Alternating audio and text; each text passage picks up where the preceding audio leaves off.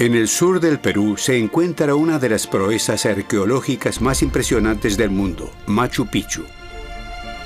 Después de 6 siglos, estas vastas ruinas incas permanecen casi intactas y atraen 1 millón de visitantes cada año. En 1911, el explorador estadounidense Hiram Bingham se adentró en esta inhóspita selva en busca de ruinas arqueológicas. El 24 de julio, pocos días después de salir de Cusco, un lugareño le mostró un tesoro inesperado: las ruinas de una vasta ciudad casi completamente desconocida para los occidentales, posada a 2.430 metros de altitud. Machu Picchu.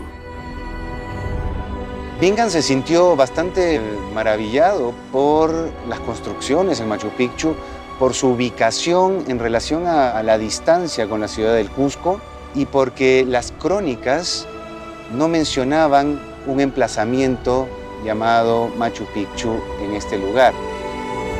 La ciudad fue construida por los incas, un pueblo que formó el mayor imperio en la América precolombina en el siglo XV después de Cristo. Se cree que en su apogeo, el imperio inca había conquistado y controlaba cerca de 10 millones de súbditos, quienes ayudaron a construir su monumento más grandioso, antes de que el imperio colapsara con la llegada de los conquistadores españoles entre 1532 y 1572. Sin embargo, a diferencia de la mayoría de ruinas incas, Machu Picchu se conserva casi íntegro. No llegaron los conquistadores a este lugar, porque si no hubieran seguramente depredado en busca de tesoros, de oro en el sitio. Realmente no llegaron y gracias a eso es que se mantiene Machu Picchu. Se cree que la ciudadela, conocida como Yacta en quechua, el principal idioma de los incas, fue construida durante el reinado de Pachacútec, el primer emperador inca. Casi 200 de sus edificaciones siguen en pie. Casas, pero también monumentos religiosos como el Templo del Cóndor, el Templo de las 3 Ventanas y el Templo del Sol, así como numerosos altares ceremoniales. La ciudad se alza sobre una estrecha cresta entre 2 cumbres, Machu Picchu al sur y Huayna Picchu al norte. Abarca más de 32.500 hectáreas que los arqueólogos dividen en 2 sectores, el sector urbano y el sector agrícola. Este último está formado por numerosas terrazas que modelan la ladera de la montaña. Aquí apenas un puñado de edificaciones domina el valle, como la Casa del Guardián, desde donde se vigilaba la ciudad, sus alrededores y los almacenes. En el sector urbano, los edificios fueron construidos siguiendo un estilo y diseño arquitectónico típicamente inca, con un distrito superior, Anan, y un distrito inferior, Urin. En muchas ciudades incas, el Anan, o la parte alta, tiene los palacios más destacados. La parte de Urin a veces es más popular, digámoslo así. En realidad esa es una parte de una visión de la cosmovisión. O sea, el mundo andino está organizado por dualidades, no contrapuestas, sino por la alianza de 2, la confluencia de 2. Los distritos de Anan y Urin están separados por otro elemento característico de las ciudades incas, una plaza principal de 90 metros de largo y 25 de ancho. Normalmente en esas plazas se congrega la gente para ceremonias. Pueden ser bailes, pueden ser festividades, pueden ser desfiles militares. Se cree que la Yacta de Machu Picchu fue abandonada durante la conquista española. Cuando llegó Hiram Bingham, solo vivían allí algunas familias de agricultores.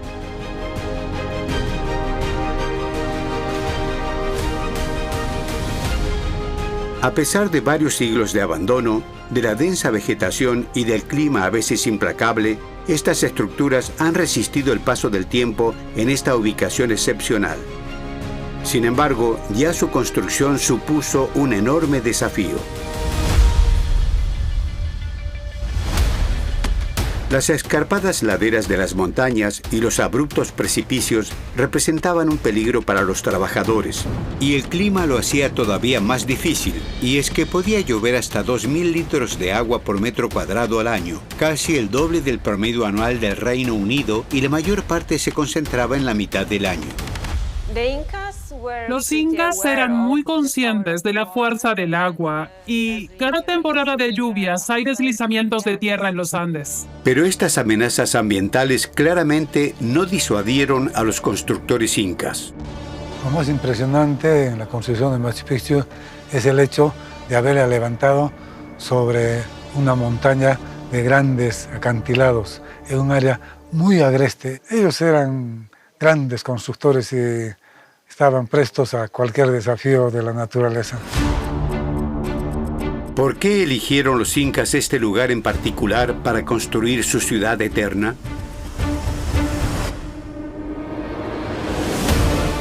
Ubicada a unos 75 kilómetros de Cusco en línea recta, la antigua capital inca de Machu Picchu se encuentra en la región de Vilcabamba, una parte de la cordillera de los Andes que también está en el borde de la selva amazónica. Dos ecosistemas de los que provenían productos esenciales para la vida diaria y la cultura inca. De esta zona de la selva alta vienen productos importantísimos, creo el más importante de todos, la coca, las plantas medicinales, las plumas de las aves más exóticas. Más al fondo tenemos el oro y la plata como recursos. Y de los Andes provienen otros productos esenciales como el maíz, la quinoa, la carne de llama y más de 3.000 variedades de papa. Por lo tanto, la ubicación es estratégica. Se podría imaginar que una ciudad a 2.400 metros de altitud entre altas montañas y una selva inhóspita podría estar demasiado aislada, pero eso sería olvidar otra característica clave del Imperio Inca. Para transportar las mercancías y la mano de obra necesaria para construir la ciudad, varios caminos partían desde Machu Picchu y la conectaban con unas 60 localidades satélite de la región.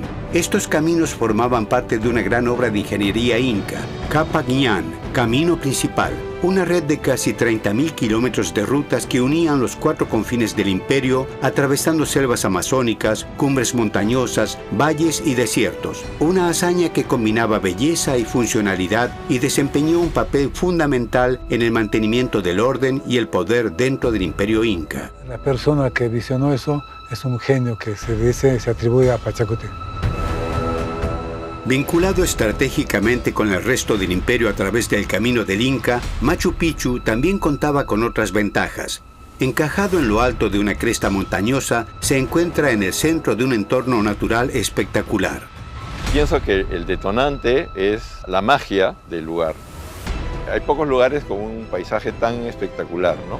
Estas gigantescas montañas de granito, el Urubamba encañonado, serpenteando en el abismo de la profundidad, el horizonte alejado de la Amazonía, o sea, todo eso hace que ese lugar tenga una calidad espectacular, extraordinaria.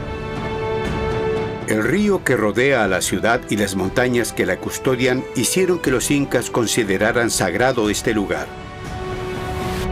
Y en el mundo andino, y especialmente en los incas, el paisaje está animado, el paisaje está humanizado.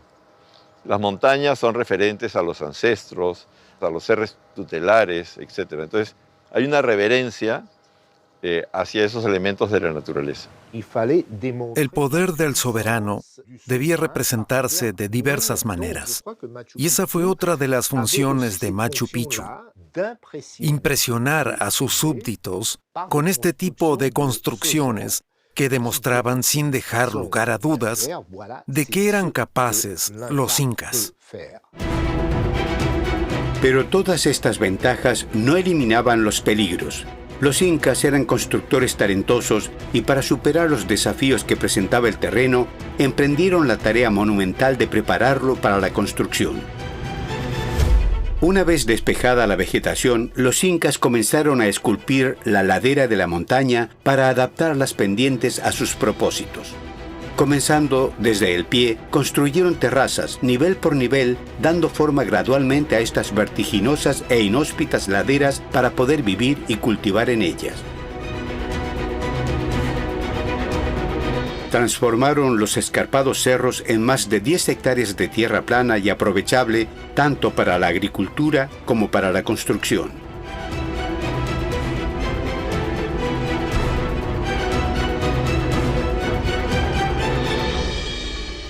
Pero no terminó ahí. Desde el comienzo ya habían anticipado la mayor amenaza para su ciudad: el agua.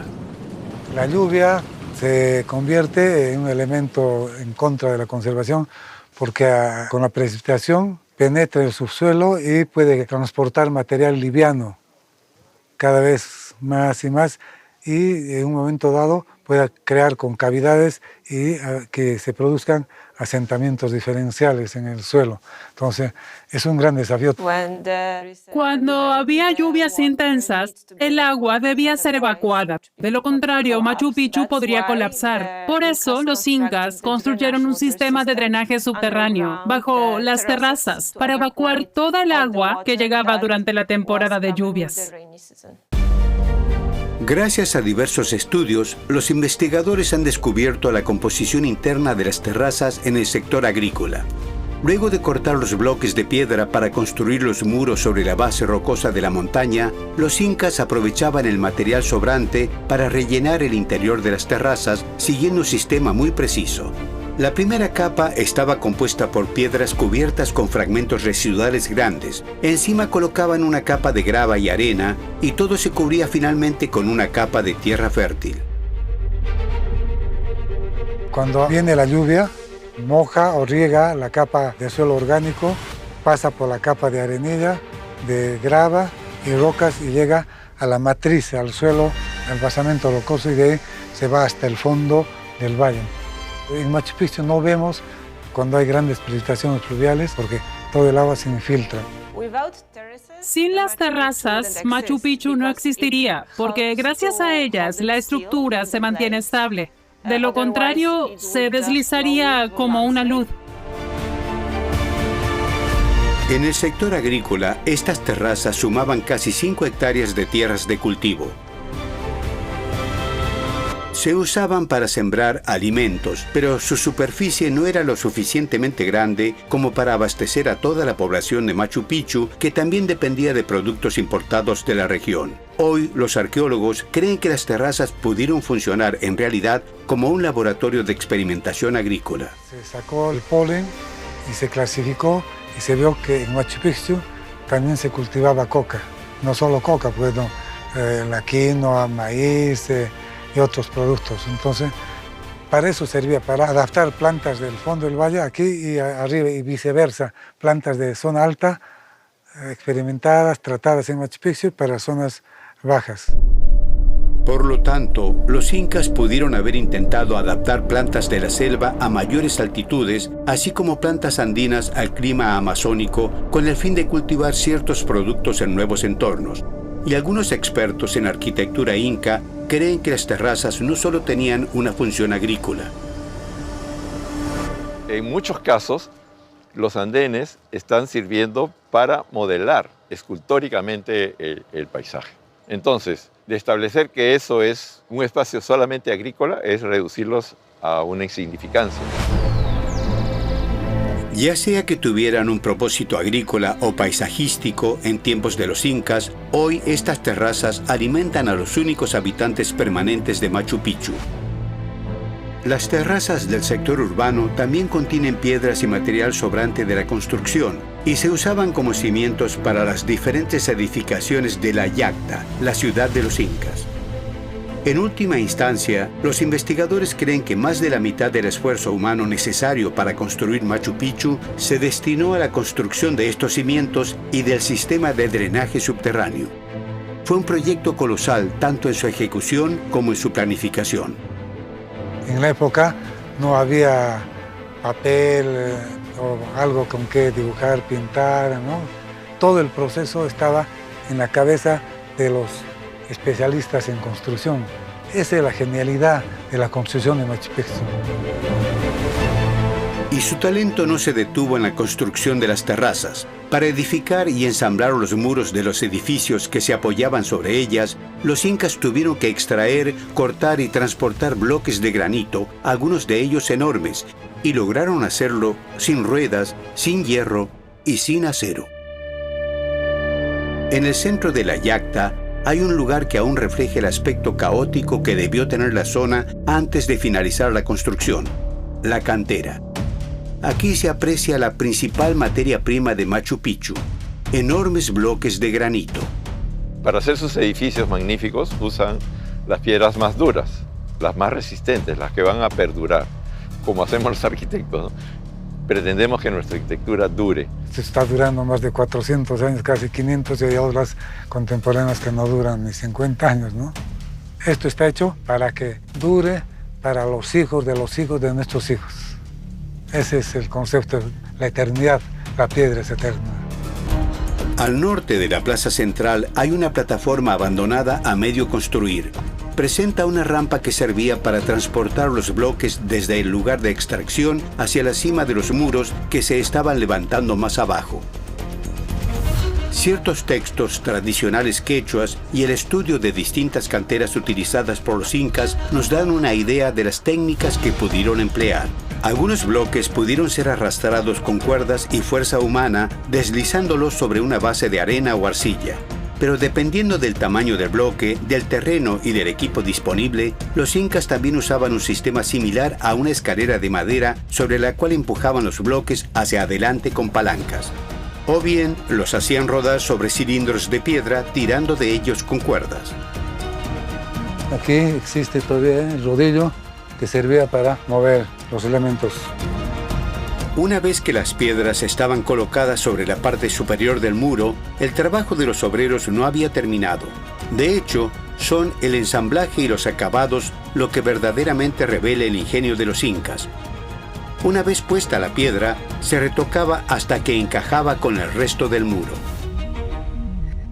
Este bloque superior ya tiene acá una marca de lo que deben de devastar golpeando a percusión directa para crear una superficie más o menos homogénea con relación al bloque inferior, que ya está con una superficie bastante nivelada.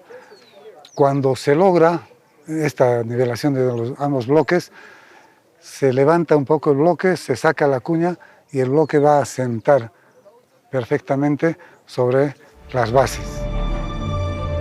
Este método era meticuloso, pero también aproximado. Para alcanzar la perfección, los incas aplicaban la técnica del ensayo y error. Antes de retirar la cuña, se extendía una fina capa de arena sobre la parte superior del bloque de abajo. Si los dos bloques no encajaban correctamente, se volvía a colocar la cuña.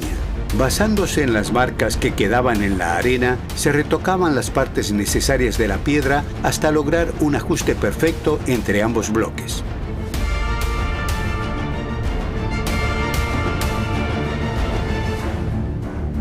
El templo de las tres ventanas en la Plaza Sagrada muestra una de las construcciones más meticulosas de Machu Picchu.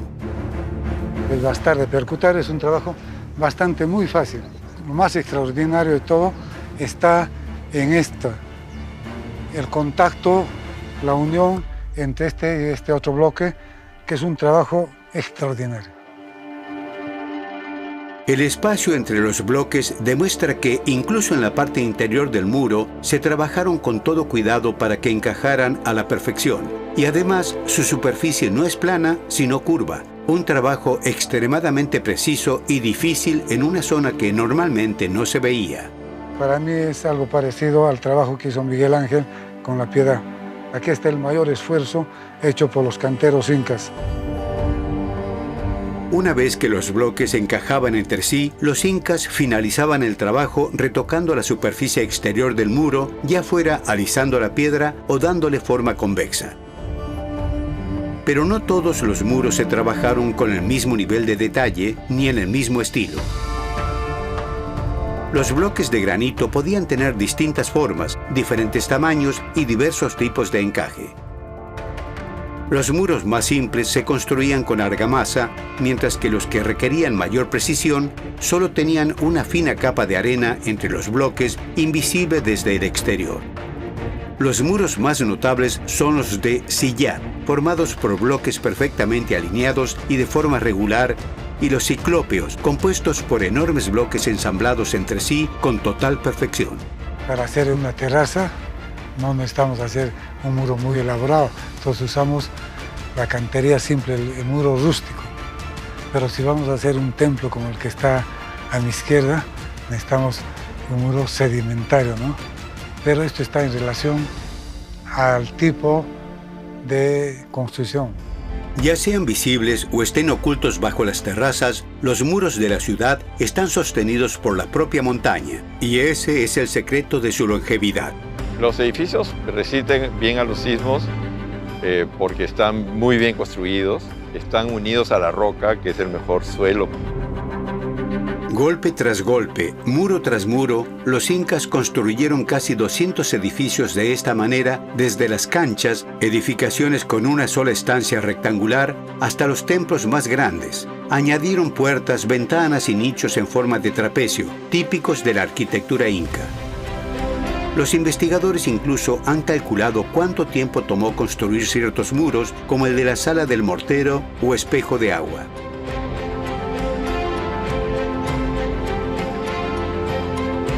Estudiaron la sección del muro de construcción más precisa en su base. A partir de mediciones exactas, experimentos arqueológicos de otros investigadores y su conocimiento histórico sobre la organización del trabajo inca, desarrollaron una hipótesis. Para construir la parte inferior del muro, 18 constructores expertos habrían trabajado durante 82 días. Si tomamos en consideración que los cálculos que hemos realizado son correctos, la planificación, la estabilización, los trabajos de cimentación, la construcción de los recintos, por lo menos en la primera fase de Machu Picchu, debió haber durado aproximadamente unos 8 años. Estos muros, levantados con sumo cuidado, permitieron la construcción de 172 edificios dentro de Machu Picchu con funciones tanto administrativas como religiosas. Y algunos de estos edificios presentan una orientación muy particular que parece estar estrechamente relacionada con el entorno natural sagrado. La astronomía en la civilización andina tuvo un rol fundamental porque permitía ver el movimiento de los astros, establecer fechas en el calendario de los equinoccios, pero sobre todo en los solsticios, porque marcaban cambios muy marcados de las estaciones y la relación con la producción. Y entonces también se establece un calendario ritual que está relacionado con la astronomía. Tienen una idea de en qué momento es la siembra, la cosecha, la mejora de tierras, el abono, entre otras. Uno de los monumentos más simbólicos de Machu Picchu, el Intihuatana, parece haber sido diseñado según la posición del sol. Este altar ceremonial situado sobre una plataforma piramidal a 2.468 metros de altitud, en el punto más alto del sector urbano, está tallado en un bloque de una forma muy particular. Desde este punto, las montañas sagradas circundantes se alinean con los 4 puntos cardinales y durante ciertos solsticios y equinoccios, el sol sale precisamente por encima de la cumbre más alta. En quechua, Intihuatana significa lugar donde se amarra el sol, y se han propuesto muchas hipótesis basadas en observaciones de cómo la luz y las sombras se proyectan sobre esta escultura. En el solsticio de verano o de diciembre, la sombra que proyecta se dirige en este sentido, así, hasta que coincide con la esquina, es decir, la sombra se va a proyectar acá. Durante los equinoccios de marzo y septiembre, la sombra se mueve hacia el centro de la puerta de la estructura de enfrente. Y durante el solsticio de invierno, al situarse sobre estos escalones, un observador queda perfectamente alineado con el Intihuatana y el Sol. Al igual que el Intihuatana, otros monumentos simbólicos de Machu Picchu se construyeron en relación con la posición del Sol en el cielo durante estos momentos importantes del año. ¿Fue su construcción lo suficientemente precisa como para servir realmente de observatorios? Un equipo de investigadores polacos, en colaboración con otros de Perú e Italia, hizo una reconstrucción científica de Machu Picchu y un mapeo del cielo durante el Imperio Inca. En particular, estudiaron el Templo del Sol. Junto a la ciudad inca, sobre una impresionante pared rocosa, se alza una torre con un muro semicircular.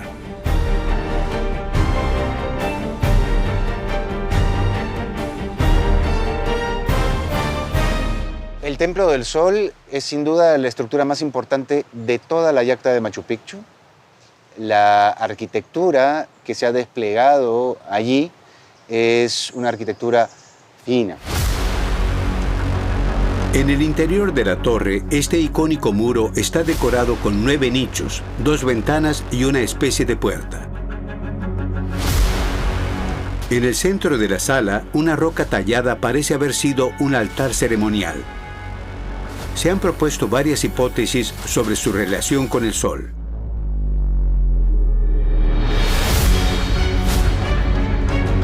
Se dice que hay un punto desde el cual es posible observar la salida del Sol por la primera ventana durante el solsticio de junio y por la segunda ventana durante el solsticio de diciembre. Durante el solsticio de junio, además, el Sol naciente proyecta un rectángulo de luz sobre el altar. Algunos incluso plantean que se pudo utilizar como reloj solar para medir el tiempo que faltaba para este importante evento. Sin embargo, los investigadores polacos se interesaron por cuán precisas podían ser realmente las observaciones de los incas. Calcularon que si existía ese punto de observación de ambos solsticios, debía situarse a 40 centímetros del suelo y a 20 centímetros de una pared. Habría que estar tumbado con la cabeza en el suelo para poder verlo, porque ese es el único lugar desde donde funcionaría.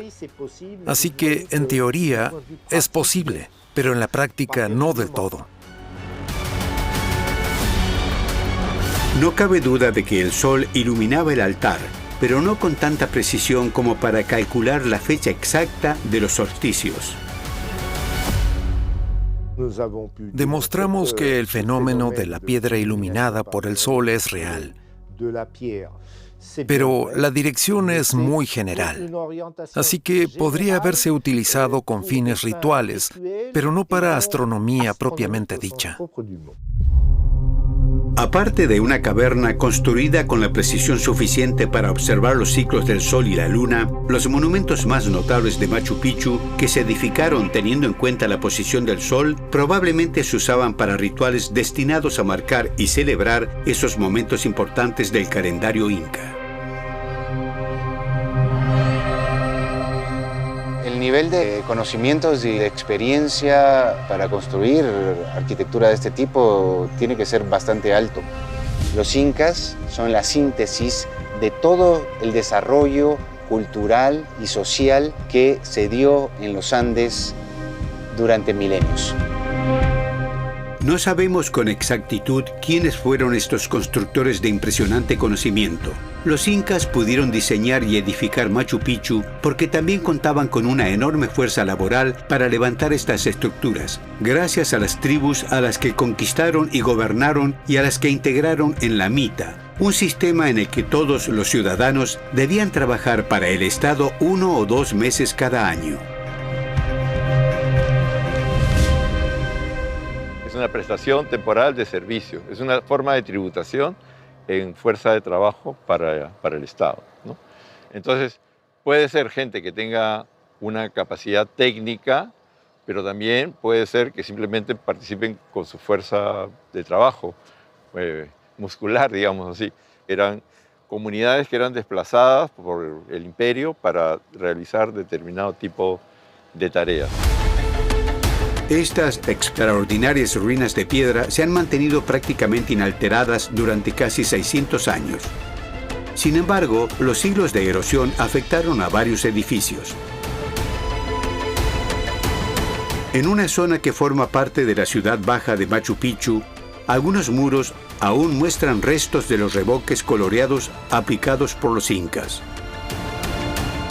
Una vez que han terminado de haber construido con elementos líticos los recintos, estos se han enlucido con arcilla, puede ser rojo o amarillo, arcillas que son de la zona.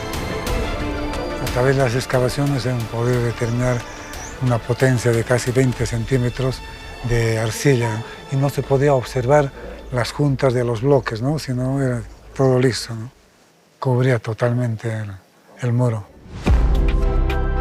No se sabe cuántos muros fueron recubiertos fuera de esta zona, pero ese toque final habría servido para aislar los edificios del frío.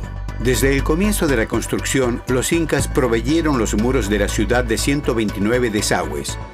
Estos conductos desviaban el agua de lluvia hacia la parte baja de Machu Picchu e incluso hacia el canal principal de drenaje, una falla geológica natural que usaron para evacuar el agua hasta el fondo del valle. Los investigadores estiman que gracias a esta infraestructura, el sector urbano podía absorber hasta 13.000 litros de agua por hectárea al año. Es muchísima agua y debía evacuarse de algún modo, porque de lo contrario, Machu Picchu se habría inundado. El ingenioso sistema de evacuación de agua de Machu Picchu, tanto subterráneo como al aire libre, protegió a la ciudad. Pero los incas necesitaban agua para cubrir sus necesidades cotidianas y religiosas. Por eso, identificaron dos fuentes naturales en la ladera norte de la montaña de Machu Picchu y construyeron un canal de 749 metros de largo que transportaba el agua a través del bosque gracias a una pendiente de entre el 2 y el 5% pese a los fuertes desniveles naturales del terreno.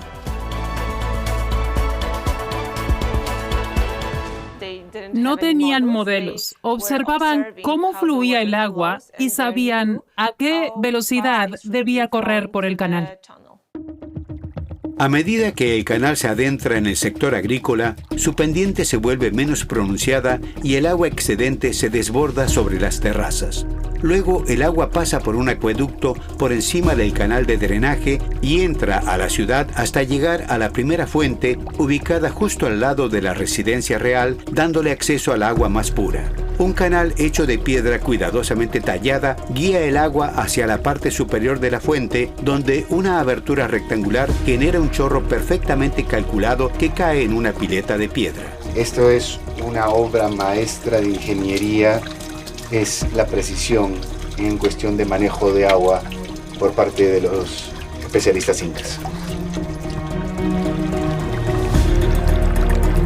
Después de la primera fuente, el agua continúa su recorrido por el canal subterráneo hasta llegar a otras fuentes cuyo minucioso tallado en la piedra y proximidad al Templo del Sol sugieren que eran de uso ceremonial. Luego sigue por la escalera de las fuentes, que parece haber tenido un uso doméstico. Finalmente, el agua llega a la 16ª y última fuente sin acceso público y conectada al Templo del Cóndor, el ave sagrada de los Andes. Tras esta última fuente, el agua restante se filtraba hacia el canal principal de evacuación que la drenaba hacia el bosque situado más abajo.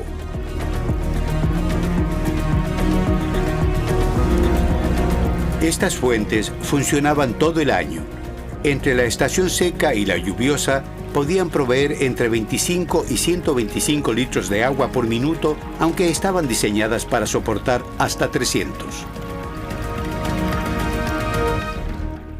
El flujo debía ser de menos de 10 litros por minuto para detenerse, pero en general, el agua fluye constantemente durante ambas estaciones. Pero el sistema no era infalible y los incas lo sabían. Los arqueólogos han encontrado secciones de la red que nunca se terminaron. Algunas parecen formar parte de un nuevo canal tributario, mientras que otras parecen haber tenido el objetivo de evitar que el agua se desbordara. Los incas iban a reemplazar ese trayecto del canal que tiene elementos líticos pequeños y muchas uniones con argamasa de barro por elementos líticos grandes que iban a evitar la infiltración de agua de lluvia. Para recoger el preciado elemento, los incas utilizaban vasijas de cerámica de distintos tamaños que colocaban directamente bajo los chorros y luego transportaban a la espalda. Para asegurarse de que el recinto estuviera bien drenado y sus necesidades diarias cubiertas, los incas crearon una red integral para controlar tanto la entrada como la salida del agua en Machu Picchu. Eran ingenieros geniales y sabían cómo traer agua y controlarla constantemente. La vida en los Andes depende de ello, por supuesto. Quien controla el agua, controla el poder. Pero ¿cuánto tiempo lleva Machu Picchu sobre estas empinadas laderas? Durante muchos años se pensó que la ciudad inca fue construida después de 1450, pero los conocimientos científicos actuales podrían sugerir lo contrario. Los historiadores buscaron en los archivos dejados por esta civilización, pero no contaba con una escritura propiamente dicha. Los incas tenían otros sistemas para registrar información, como los quipus. Haciendo nudos en una serie de cuerdas, hacían cuentas y anotaban números.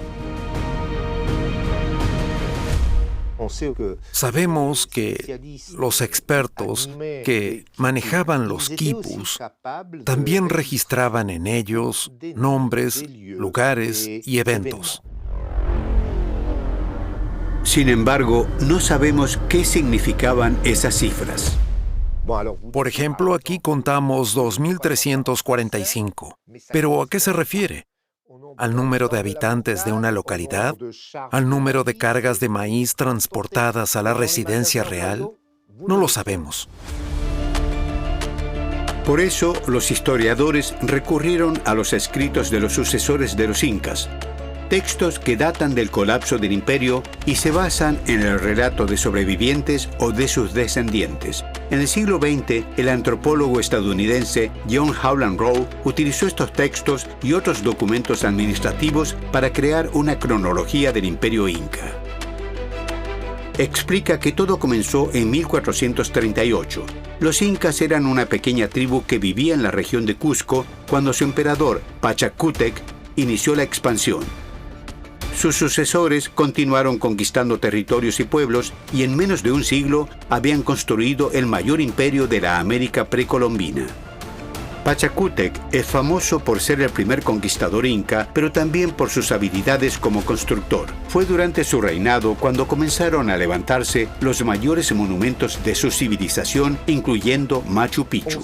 La gente sabía que la tierra sobre la que se alzaba Machu Picchu era propiedad privada de Pachacútec Inca Yupanqui y que posteriormente la heredó su familia. Según las fechas sugeridas por Rowe, se estimó que la construcción de Machu Picchu comenzó después de 1450-1460. Pero el problema es que en los Andes no existen documentos prehistóricos, por lo que su cronología se basa en evidencias bastante débiles. La investigación dio un nuevo giro en 2020, cuando equipos de investigadores de Polonia, Perú y Nueva Zelanda reexaminaron estas fechas mediante la última tecnología científica, la datación por carbono. Dominika Szykowska y sus colegas estudian muestras provenientes de excavaciones arqueológicas en Machu Picchu. Estoy observando un trozo de cuerda que hicieron los incas, posiblemente para la construcción de edificios o para uso cotidiano. Nuestros colegas peruanos las encontraron al excavar en el yacimiento y se relacionan con la primera fase de la ocupación. Eso significa que son del momento en que se construyeron los pisos, etc. Tenemos cuerdas, fragmentos de textiles y maíz, el alimento básico de los incas. Estas muestras son de materiales de origen animal y vegetal. Todos los seres vivos contienen carbono 14, un elemento químico muy útil en arqueología porque permite determinar cuándo murió un organismo antes de ser utilizado, en este caso por los incas. Para analizarla, la muestra debe limpiarse cuidadosamente de cualquier impureza que pueda afectar a los resultados.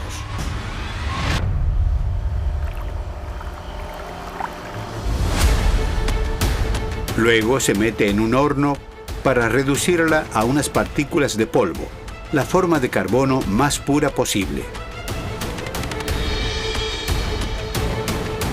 Y finalmente se introduce en una máquina que identifica la cantidad de elementos químicos que contiene. Lo que contamos es cuánto del isótopo de carbono 14 queda en la muestra. Así determinamos cuándo murió el organismo. Las aproximadamente 50 muestras ya analizadas revelan que los incas estaban en la región de Machu Picchu antes de lo que se pensaba y que pudieron comenzar la construcción a más tardar alrededor de 1420, décadas antes de lo estimado originalmente, lo que pone en duda la cronología inca que se manejaba. Eso significa que Pachacútec inició la conquista antes y que el imperio inca duró más de 100 años. El equipo sigue analizando muestras para obtener resultados más precisos y ahora sabemos que Machu Picchu se construyó hace al menos 600 años. Un logro increíble para estos constructores expertos que se cree no contaban con un sistema de escritura. Los incas se lanzaron al desafío de aprovechar su entorno natural: agua, piedra, madera e incluso la posición de los cuerpos celestes, para diseñar edificios que todavía asombran a arqueólogos y turistas de todo el mundo. Machu Picchu tiene esa conjugación especial entre un paisaje extraordinario con una arquitectura que asume el reto de hacer algo equivalente. Lograron completar una ciudad que comenzaron a construir desde cero. Y los edificios siguen en pie después de 500 años. La variedad de muros que existen, la calidad de muros que existen, no hay otro Machu Picchu en el mundo, solo existe este Machu Picchu.